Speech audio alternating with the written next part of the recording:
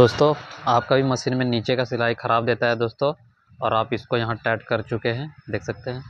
इसको टाइट कर चुके हैं और आप सुई भी चेंज कर चुके हैं, फिर भी आपका प्रॉब्लम सॉल्व नहीं हो रहा है। तो अच्छा है दोस्तों कि नीचे का सिलाई ख़राब दे तो आप इसको ज़रूर एक बार देखें और सुई भी ज़रूर चेंज कर दें, फिर भी आपका ठीक नहीं हो रहा है।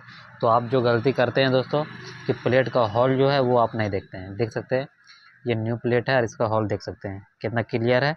और यही जो आपका प्लेट है जो सुई चलते चलते जो है दोस्तों वो ख़राब कर देता है। देख सकते हैं प्लेट का जो हॉल है वो सुई कितना मार दिया है और कितना दाग है दोस्तों, वो ख़राब हो जाता है। तो इसके वजह से आपका जो है यहाँ धागा पकड़ लेता है, तो इस प्रॉब्लम से भी आपका सिलाई ख़राब दे सकता है। तो आपको क्या करना है, न्यू प्लेट लगा देना है मशीन में। तो इसके वजह देखिए हम इसमें यही किए हैं, न्यू प्लेट लगा दिए हैं।